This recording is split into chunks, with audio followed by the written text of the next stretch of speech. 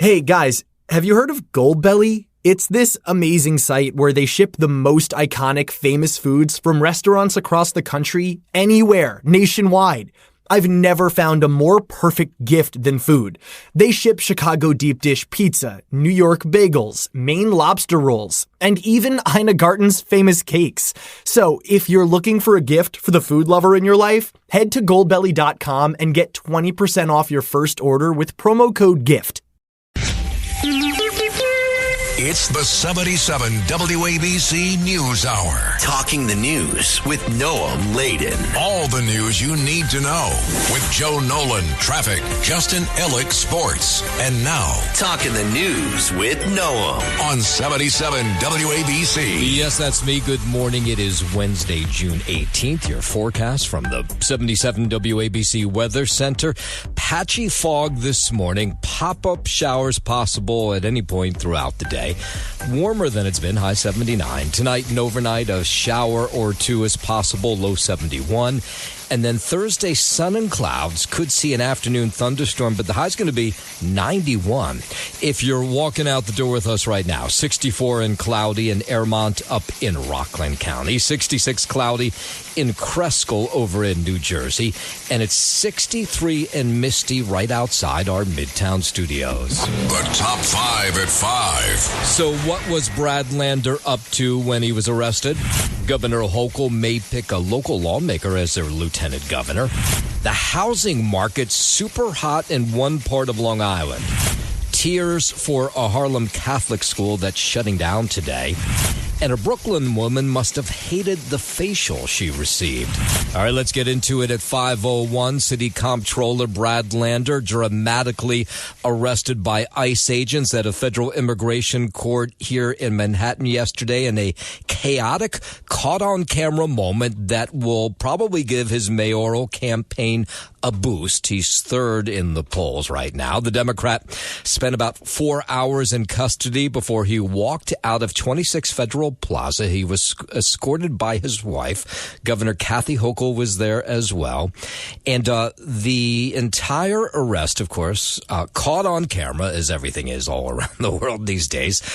It was chaotic. It was in the courthouse. It was ICE agents who were trying to make an arrest.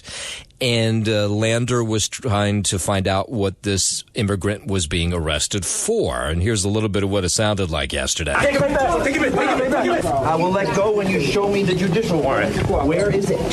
Sir, where is the warrant? I have my hand here. You're obstructing. Yes, so about 4 hours later, he was out of jail. That is Lander. He wasted no time after he got out, blasting the mayor and the Democratic frontrunner in the race for mayor, Andrew Cuomo, declaring that New Yorkers deserve a mayor who will protect the rights of immigrants. Now, this is the third time, apparently, Lander has gone to federal immigration court to escort immigrants, but the first time he's ever been detained by ICE agents. The episode occurred as federal immigration officials are conducting these large-scale arrests outside immigration courtrooms across the country. So Lander holding a press conference with his wife on one side of him, the governor on the other side of him, right after he was got out of jail. At that elevator, I was separated from someone named Edgardo, who I had just met a couple of minutes earlier. Edgardo is in ICE detention, and he's not going to sleep in his bed tonight. So far as I know, he has no lawyer. Governor Kathy Hochul, who said the charges against him would be dropped, spoke as well. I believe it is important to show up and bear witness and accompany people and to do it in the tradition of nonviolent witness. We are not going to give Donald Trump and his goons any excuse for ratcheting up conflict or violence. Lander's wife, Meg, she tweeted video of the incident from his official account. That's initially how we found out about this thing. You can hear a federal agent telling Lander, you're obstructing, as they make that arrest. Lander tells the agents they do not have the authority to arrest a U.S. citizen as he's being handcuffed. Here was Governor Hochul. We're a far better country than what we're experiencing. This is New York. This is New York. land of immigrants. Now, of course, there's two sides to every story. A spokesperson for the Department of Homeland Security releasing a statement saying that Brad Lander was arrested for assaulting law enforcement and impeding a federal officer.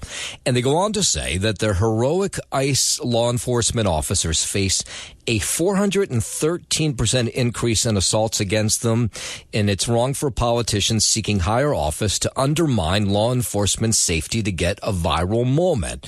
So probably depending on what side of the aisle you're on, you might think this was a viral moment for Brad Lander, who's trying to get some steam in the primary. If you're on the other side, you might think that Brad Lander, I guess, is a hero. Lander is among 11 Democratic candidates running to replace Mayor Adams in the primary elections. He recently cross-endorsed fellow candidate Assemblyman Zohran Mamdani in ranked choice voting. They combined, and the idea is to help one of them push them over the finish line. So Zohran Mamdani talking about this arrest on the campaign trail yesterday. ICE has no interest in the law. It has no interest in order. It only has an interest in terrorizing people across this country. The man who is in the lead in those polls, Andrew Cuomo, spoke out about this arrest as well yesterday. I think it was a disgusting display of the thuggery of Trump's ICE. It was breathtakingly ugly and brutal. All right, one more. Here's Scott Stringer. First, I just want to say to Meg and the family that we stand behind you 110%, and he didn't just talk the talk. Today, he walked the walk, and I want to praise him for that, and we should all give him a round of applause because it really matters. New York Civil Liberties Union called the arrest a stunning abuse of power and threat to our democracy. Others on the other side say people know Brad Lander's name today who did not know it 24 hours ago. Concern from some on Long Island after a well-liked bagel store manager was detained and set for deportation by ICE. Fernando Mejia, the manager at Port Washington's Schmear Bagel and Cafe, was detained by ICE agents in the store's parking lot last week.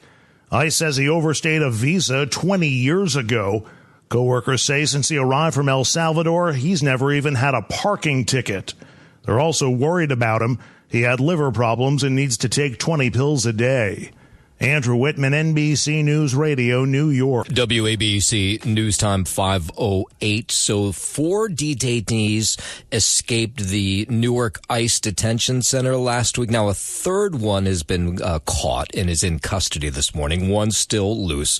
Some of those detainees say they tried to break out of that detention center because they were being starved. At least that's what some family members said. Others will just say, well, they wanted out. So meanwhile, there have been some tours of ICE detention centers across the country, South Florida being one of the places. Congressman Carlos Jimenez toured the ICE facility at the Miami Federal Detention Center yesterday, and here's what he said he saw. As I walked through the facility, I didn't see any issues with the detainees. There are no women here. There are no children here. Those are just for males. Single males, that's it. That's all they have here. The congressman who serves on the Homeland Security Committee, which oversees ICE, says the detainees are receiving proper medical care at that facility and other ones cross country. They have their own x-ray facilities. They have optometrists, hearing, dental. It's a full-service jail. And Jimenez says, look, it's as good as it can be for what it is. It's a detention center. It's not someplace I would like to visit, but it's not inhumane. And there's nothing going on in there that would make me as an American not proud to be an American and ashamed of what's going on there. All right, so the Trump administration, as that goes on, is reportedly reversing its recent decision to halt immigration raids on undocumented workers in agriculture, hotels, and restaurants. The change came just days after the original plan was announced. The Department of Homeland Security informed ICE offices about the shift during a Monday call. As reported by the Washington Post, the decision follows the president's acknowledgement that his aggressive deportation efforts were affecting these industries by removing essential workers. I'm Brian Shook. 5:10, let's go out to Los Angeles. No decision on National Guard troops on the streets of L.A. just yet. Governor Gavin Newsom's lawyers challenging President Trump's decision to send the National Guard for the recent violent protests, calling it a threat to democracy. They were speaking out again yesterday. Every day that this order remains in effect, it is causing harm to our nation's broader democratic tradition of separation of the military from civilian affairs. Now, the president's lawyers will argue the troops are there to protect federal employees and law enforcement doing their jobs. A ruling from a 3-judge panel that heard arguments in the case yesterday expected this week. Trump's lawyers argue that troops are there and need to be there until this whole thing's over. Under the statute, the governor is merely a conduit, not a roadblock or a co-executive when the president decides that it's necessary to call up the guard. And in this case, the Secretary of Defense complied with Title X by issuing the orders. Yeah, and while we're out in California, Senator Alex Padilla speaking out yesterday about how he was aggressively removed from a Homeland Security press event last week. No doubt you saw it. I was forced to the ground, first on my knees and then flat on my chest. It was pretty emotional testimony that he gave on the House floor yesterday. Last week, the Democrat approached Homeland Security Chief Kristi Noem, shouting questions about the L.A. immigration operations before he was grabbed by agents, forcefully handcuffed. Yesterday on the Senate floor, he choked up when recounting the confrontation at the Noem event. What will my wife think? What will our boys think? And as I was handcuffed and marched down a hallway, repeatedly asking, why am I being detained? Before I could even get out my question, I was physically and aggressively forced out of the room. Even as I repeatedly announced I was a United States Senator. Homeland Security, though, doubling down that he forcibly came towards Kristi Noem during that press event last week. 5:12. Major explosions reported in Tehran overnight. As President Trump calls for an unconditional surrender on the part of Iran, speculation is mounting about whether the U.S. will directly engage by lending military support to Israel or push for negotiations between the two countries. So Israel's defense forces saying they launched this fresh wave of strikes on Tehran in the early hours of Wednesday morning. They warned residents in part of the city to urgently evacuate. Now, there are millions live in the city, so it may be difficult to evacuate. They say your presence in this area puts your life at risk. That's what the IDF posted on social media in Persian for Iranians to see.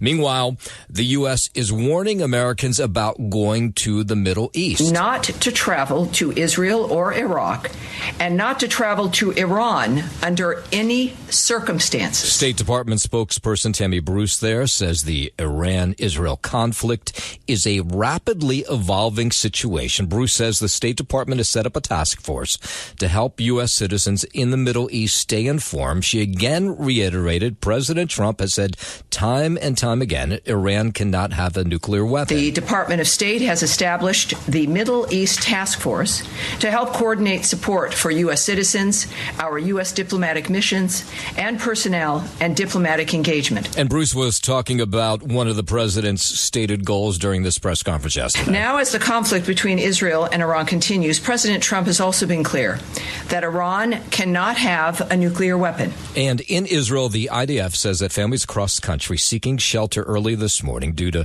missile launches from Iran. Iran's Revolutionary Guard said the hypersonic missiles were used during this latest attack on Israel.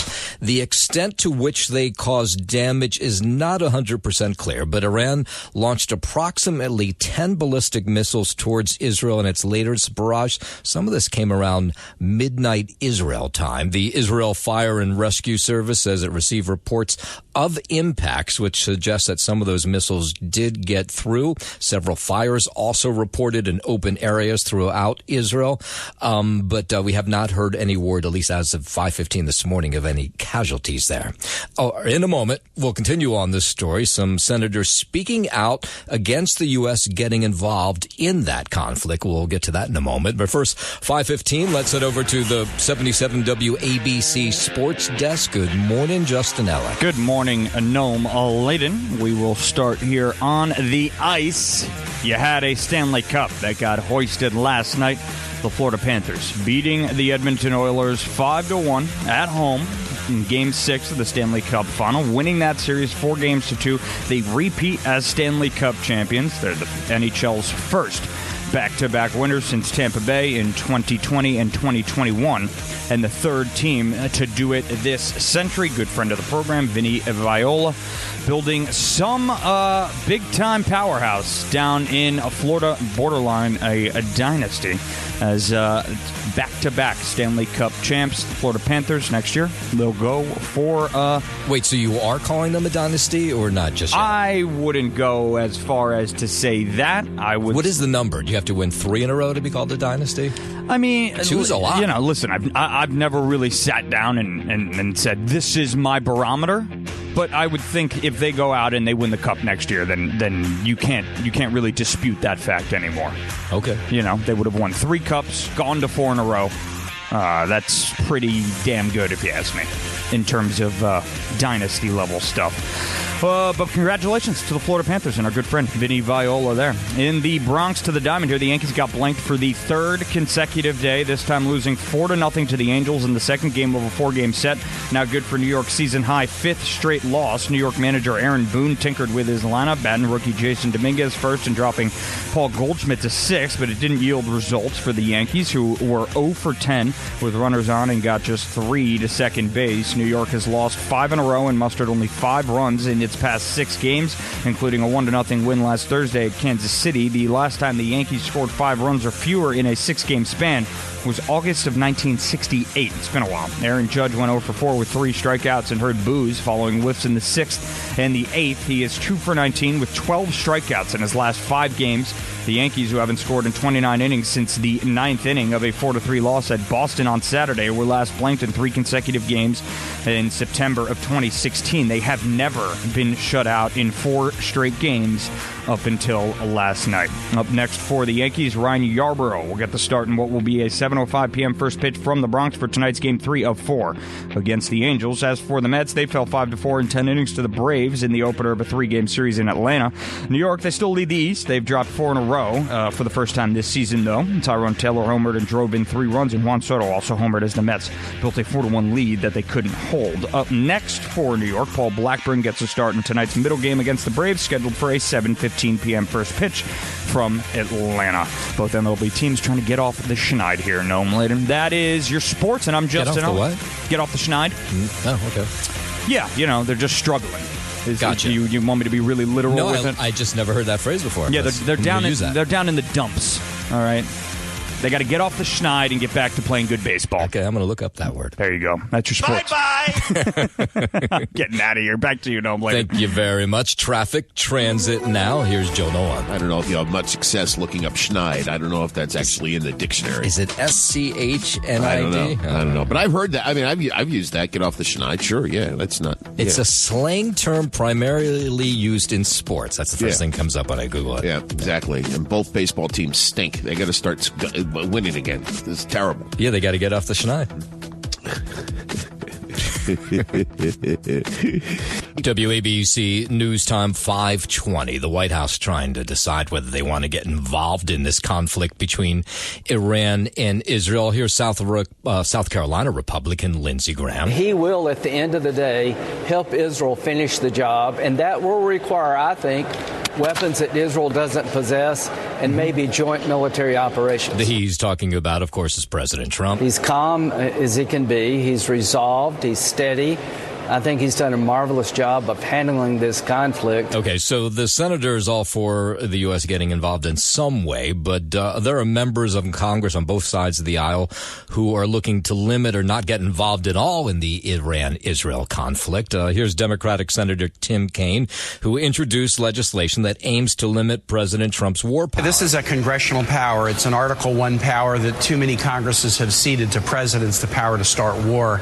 And I am bound and determined that no one who carries the title U.S. Senator or U.S. Representative should hide on a question of whether we should be at war or not. Okay, so he has some backing there from Republicans. Republican Congressman Thomas Massie announcing his plans to introduce a bipartisan war powers resolution. In a post on X, Massie said this is not our war. Tim Kaine agrees. I happen to believe that the U.S. being at war with Iran would be a colossal mistake. There is no national security imperative that suggests that we should. I support aid to enable Israel to defend itself, but this need not be a U.S. war. And those who are urging us on apparently have forgotten the lessons of the 20 years of war in the Middle East that caused so much heartache and damage in the region, but also in Virginia and all American states. And did you know there's about 1 million Iranians that live in the U.S.? A fair amount of those people came during the days of the Shah. And they're all watching what's going on back home very closely. And when you talk to Persian New Yorkers, at least here in the city, most are on Israel's side. Hopefully we have peace in the world, and, they never get the power to build a nuclear bomb. They can't be trusted. It's a country the size of a quarter of the United States, with a population of 90 million people. We love Iran. I can't wait to go to Iran. Do I think that what they did was right? 100%. It had to be done for the safety of the whole world. Israel is doing what a lot of people know other countries should be doing also. Thank God for Trump. Listen, Iranian people are beautiful people. Those are some Persian New Yorkers speaking out yesterday. 5:23. Let's go back down to Washington. The Senate working through President Trump's big, beautiful bill. Iowa Senator Republican Chuck Grassley updates where it stands today. This week is opportunities for every member of the Senate to go through it, give reactions, maybe some possible changes. And then a week from now, we'll be on the bill all week till we get it done. Senate Majority Leader John Thune can afford to lose only 3 Republicans when the bill eventually goes to the Senate floor. Republicans using a legislative procedure it's called reconciliation, which will get the bill passed with just a simple majority. House Speaker Mike Johnson's been warning the Senate to limit any changes to the measure. Here's more from Senator Grassley. Signing it into law will preserve 57,000 jobs in Iowa, and the bill also stops Iowa families from experiencing a $1,400 tax increase. 524. President Trump indicating he'll likely extend the deadline for TikTok to be sold again. I waste way too much time on that app. The popular video sharing app currently faces the possibility of being banned in the U.S. if its China-based owner, ByteDance, doesn't sell it by Thursday. When asked Tuesday if he'll extend that deadline, Trump said probably yeah. He added, probably have to get China approval, but I think we'll get it. This would be the 3rd time Trump has extended the deadline.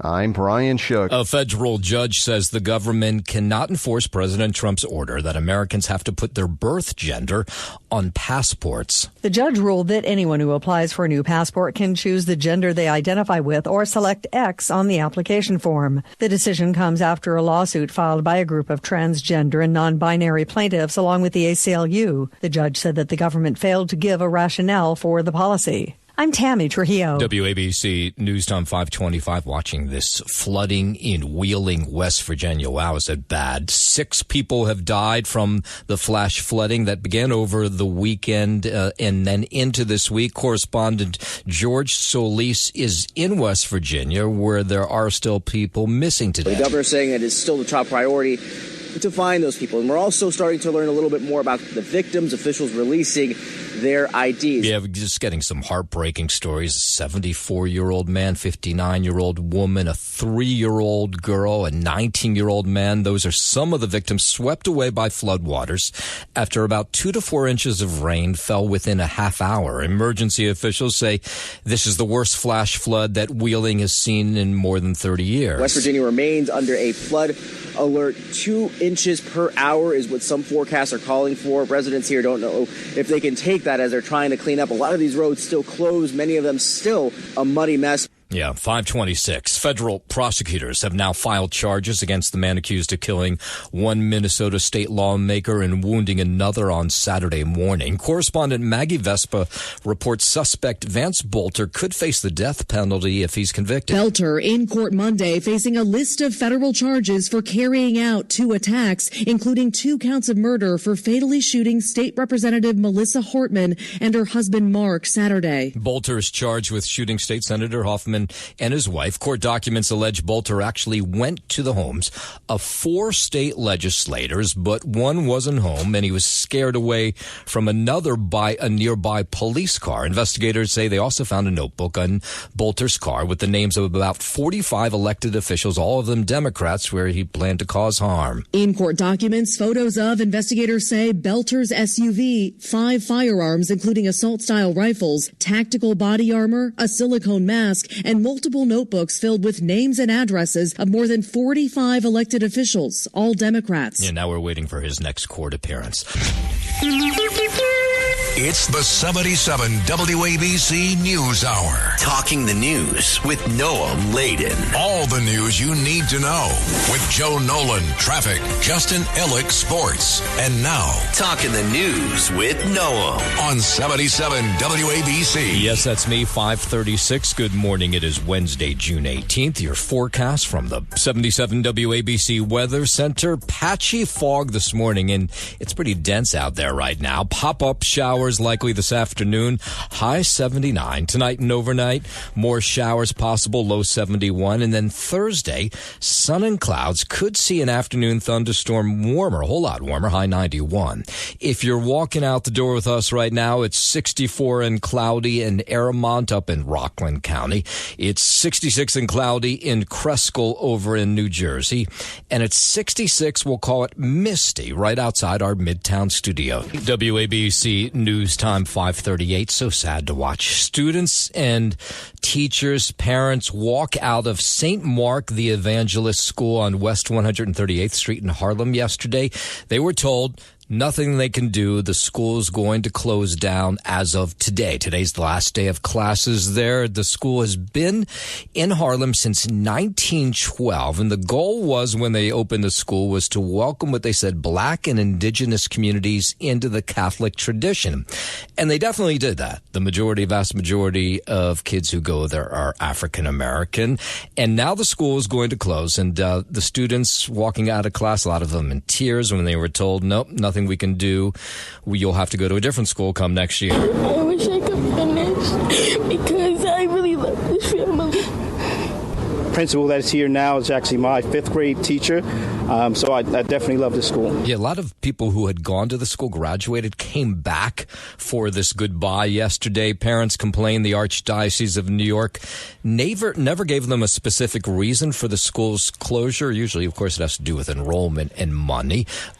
Some parents suspect the Archdiocese plans to rent the facility to a charter school next year to make some money. It's almost hypocritical and contradictory that you're supposed to be inviting the community in, not shutting the community out. So last year, the enrollment at St. Mark's went up because they absorbed students from another Catholic school that had shut down. But now the Archdiocese is telling us that students who want to continue with the Catholic education can be placed in another Catholic school. But of course, that means a longer commute outside of the Harlem community. Here's one of the graduates of the school who showed up yesterday, to say this is a bittersweet farewell because she learned so much when she was there. I've traveled to Ghana to study African dance.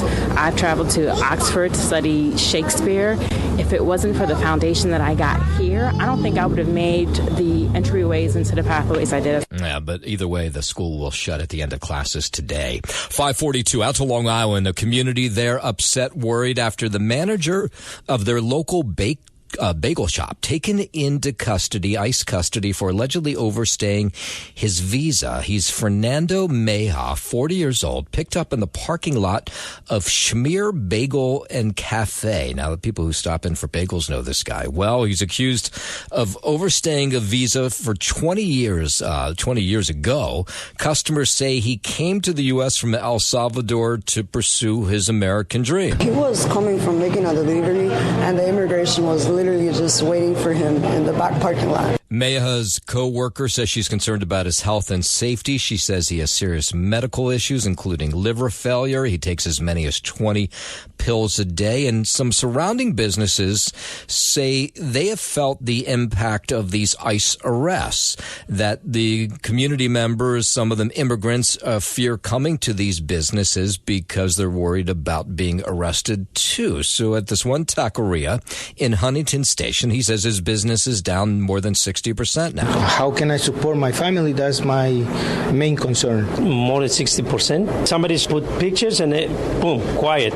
Everybody's afraid. Yeah, another owner of a wireless and money transfer business said that business is way down for him as well. He was coming from making a delivery, and the immigration was literally just waiting for him in the back parking lot. Yeah, so a third, I think that's talking about that initial arrest at the bagel shop. And then a third escaped detainee from Newark's Immigration and Customs Enforcement Facility has been captured. That's what the FBI has told us. Franklin Reyes of Honduras was originally arrested for aggravated assault, terroristic threats, and possession of a weapon. He's now in custody. These were the four that escaped from that Newark detention facility last week. They say they had busted out because they were being starved. The conditions weren't good. There was a riot there, and they knocked over a wall, and that's when these four escaped. Now, all four of these men, had committed crimes. So there's three now behind bars. The fourth one is still out there, and the FBI upping the ante to find this fourth person who was arrested for residential burglary and possession of burglary tools, and there's a $25,000 reward for anybody who drops a dime on that individual. 543. A young adult arrested on Long Island yesterday for posing in front of her old high school with an imitation rifle. Students at Hauppauge High School ended up on lockdown around 11:30 Tuesday morning. Suffolk County Police say Erica Rodriguez was arrested after posing with a spring-loaded imitation rifle in front of the school. The 18-year-old Hauppauge High grad was charged with weapons possession on school grounds and endangering the welfare. She was given a desk ticket and will be arraigned later on. Andrew Whitman, NBC News Radio, New York. Okay, while we're out on Long Island, the median price of a single-family home in Suffolk County in May, $690,000. That's up almost 7% just from last year. The average price for a home in Nassau County was $810,000 in May. The number is up just a little bit last time from last year. Realtors now say it's common to see some houses go at least $100,000 over asking price on Long Island. It's all supply and demand. There's not enough people selling houses, so the buyers are willing to spend all kinds of money to get into one if they have that kind of money. So realtors say it is not surprising at all to see these houses go for record highs. So a $690,000 house in Suffolk County could easily go for $790,000. We're just not seeing the supply kind of match that demand yet. That's really what's keeping prices up, to these few buyers who are just, really trying to be as competitive as possible. Yeah, that's a realtor out in Suffolk County. You're hearing the same thing, by the way, all across the tri-state. Supply and demand issues, so houses are going for much more than the asking price. 545, let's head over to the 77 WABC Sports Desk, and here's Justin Ellick. Thank you, Noam Layden. We will start here on the ice now. Your final from Florida. They hoisted the cup once again. Deja vu. The Panthers beating the Oilers 5-1 in Game 6 of the Stanley Cup Final. They win that series 4-2 to repeat as Stanley Cup champions. They are the NHL's first back-to-back winners since Tampa Bay in 2020 and 2021, and the third team to do it this century. Great friend of the program, Vinny Viola.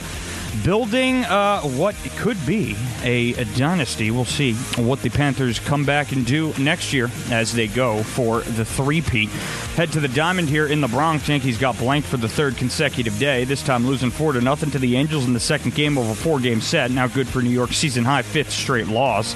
New York manager Aaron Boone tinkered with his lineup, batting rookie Jason Dominguez first and dropping Paul Goldschmidt to sixth. But it didn't yield results for the Yanks, who were 0-10 with runners on and got just 3 runners to second base. New York has lost 5 in a row and mustered only 5 runs in their past 6 games, including a 1-0 win last Thursday at Kansas City. The last time the Yankees scored 5 runs or fewer in a 6-game span was August of 1968. Aaron Judge, he went 0 for 4 with 3 strikeouts and heard boos following whiffs in the 6th and the 8th. He is 2 for 19 with 12 strikeouts in his last 5 games. The Yankees, who haven't scored in 29 innings since the 9th inning of a 4-3 loss at Boston on Saturday, were last blanked in 3 consecutive games from September 22nd to the 24th of 2016. They have never been shut out in 4 straight games up until last night. Up next for the Yanks, Ryan Yarbrough will get the start in what will be a 7:05 p.m. first pitch from the Bronx for tonight's Game 3 of 4 against the Angels. As for the Mets, they fell 5-4 in 10 innings to the Braves in the opener of a 3-game series in Atlanta. New York and still leads the NL East. They've dropped 4 in a row for the first time this season. Tyrone Taylor homered and drove in 3 runs, and Juan Soto also homered as the Mets built a 4-1 lead that they couldn't hold. Up next for the Mets, Paul Blackburn gets a start in tonight's middle game against the Braves, scheduled for a 7:15 p.m. first pitch from Atlanta. That is your Sports Gnome, and I'm Justin Ellick on 77 WABC. WABC News Time 5:49. The summer solstice takes place this Friday. Friday marks the official start of summer. It's also the longest day of the year. It officially falls at 10:42 p.m. here in the metro area. It's happening only in the northern hemisphere, while people south of the equator are having their winter solstice, or the shortest day of the year. Many ancient traditions celebrating the day are still around today. They include gatherings at Stonehenge in southwest England, which was built around 2500 BC. The central axis of Stonehenge was aligned with the sunrise at summer solstice. Lisa G., 77 WABC News. 5:50, let's go to Yonkers. Rumors are that Yonkers Mayor Mike Spano is on Governor Hochul's short list for lieutenant governor. Spano, of course, the longest tenured mayor in Yonkers history, serving for the last 14 years. He tells News 12 that given the opportunity, he's ready to make the move back to Albany, where he once served as a state assemblyman. I'm really honored that I'm being spoken about in terms of the lieutenant governor. The lieutenant governor's position is there to support the governor and the governor's agenda. I think that one thing I've shown as a mayor, and any mayor would be in this great state of New York, is that you need to be a good team player. Now, we got no comment from the governor's team whether Spano is on that short list, but clearly he thinks he is. And he wanted to make clear, as he spoke to News 12 yesterday, that, yeah, he would like the job. And I really think that, frankly, any mayor of a big city in New York State is up to the task. It's just to go out there, continue to do my job, and hopefully people will recognize me as somebody that they believe could be in this position. So Governor Hochul, her deputy Lieutenant Governor Antonio Delgado have not been playing off the same sheet of music for a while. And you might remember just about a month ago, Delgado made it official that he's running against his boss for governor come next year. WABC News Time 5:51. Police asking for your help identifying a woman they say pulled a knife on a beauty salon worker right after getting a facial in Bed-Stuy, Brooklyn. It happened at the Chica Beauty Salon. So this woman gets the facial, and then I guess maybe she didn't want to pay, or maybe she didn't like it. We do not know. But she pulled out a knife, and so everybody backed off, and she ran out. It's terrible that we have to steal and take from one another.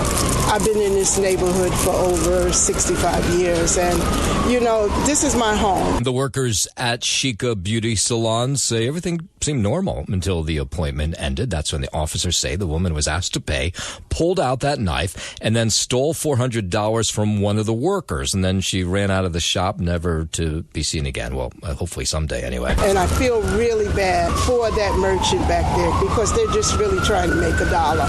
And I feel sorry for that person, too, because people are desperate and they're doing anything now. So the good news here is nobody was harmed. NYPD releasing a surveillance photo of this woman circulating in the neighborhood, hoping someone will recognize it. Up to the Bronx, where it's crime to the NYPD searching for a moped-riding chain snatcher in the Bronx. We've told you about this guy before, but he's up and out again.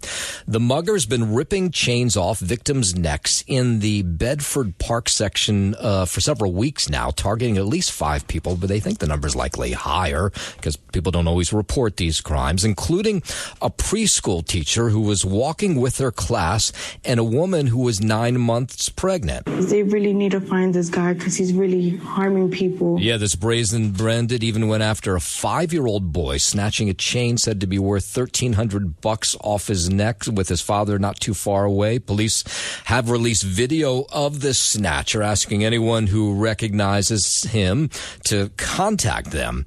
The father of that 5-year-old boy who was victimized by the chain-snatching scooter rider is outraged that they would come after a young kid. I mean, it's outrageous that he went after a teacher while she was walking her preschool class. No child with their innocence should have to worry about walking with their parents or on the street. Yeah, of course not. WABC News Time 554. Don't forget, apparently, to pack your patience on your next trip out of JFK Airport. It's going to be a long summer there. The Port Authority says travelers using JFK International Airport this summer should anticipate heavy traffic and congestion. PA Executive Director Rick Cotton's expecting 18.3 million passengers to use the airport this summer, and that's amid the airport's rebuilding transformation. We are building a new JFK that will be top quality, world class. Drivers should use mass transit and, of course, the JFK Air Train to get to the airport, plus allow extra travel time because of new traffic patterns, 5,000 fewer parking spots, and the loss of remote pickup lots. I'm Lisa Ritchie for 77 WABC News. Yeah, well, that all sounds dandy. Of course, people, I think, changing their plans from Newark Airport, where there's so many problems, to JFK. That may be some of the issue as well. Former New Jersey Senator Bob Menendez is in federal custody to serve out his prison sentence in his corruption case, 11 years behind bars. After a weekend of partying at his stepdaughter's wedding in Massachusetts, Menendez was reporting to a federal facility in Pennsylvania. And it was amazing yesterday that you couldn't find, and why would you, find anybody who felt sorry for him. Of course, he's behind bars for taking bribes while in office. You got to go to the big house. The judge says you got to go, you got to go. Well, listen, you do the crime, you got to do the time. Simple as that. Do his time like everybody else do. What is it? Do your crime, do your time? Yeah, and the wife's in bad shape, too. Yeah, his wife, Nadine, was convicted in connection to the case, set to be sentenced in September, also for taking bribes. Menendez has attempted to receive a pardon from both Presidents Biden and Trump. Now, the White House said yesterday that no, one's not being considered. Now, of course, you might remember that Menendez twice voted to impeach President Trump the first time he was in office. So I don't think the president's looking to give him any payback in the form of a pardon. He took money from people in the Middle East? No. Oh, no, that's not going to happen, though. What reason would it be? You know what I'm saying? Or does he owe him a favor? If he owes him a favor, yes. If he doesn't owe him a favor, no, it doesn't work like that. Criminals are not supposed to get pardoned. You know, you pay for what you do. Now, the prison that he reported to yesterday, it's not one of these ones for hardened criminals. It's about 2.5 hours away from his family in New Jersey. It's not a country club either. He's still going to have to serve time there for 11 years, but they have freedom to move about the prison during the course of the day. They're set up with jobs a little less intense than one where there are hardened criminals. Thanks for listening to the News Hour with Noam Laden. You can hear the News Hour with Noam Laden weekday mornings at 5 on 77 WABC. If you like the podcast, share it with your friends and listen anytime at WABCRadio.com and download the WABC Radio app. Hit that subscribe button on all major podcast platforms. Plus, follow WABC on social on Instagram, TikTok, Facebook, and X. See you next time for a new episode, so you never have to wonder. What the heck is going on here? Roger Stone here for Colonial Metals Group. Pay attention, because China is leading the largest anti-American alliance since World War II. One that's already dumped U.S. bonds, grabbed 43 million acres of our farmland, and is plotting to dethrone the dollar. That's why IRA and 401k savers are protecting their savings with gold. Go to freegoldguide.com/stone or call 800-747-6589 for your free gold guide on how to protect your wealth with gold, and it's 100% tax-free.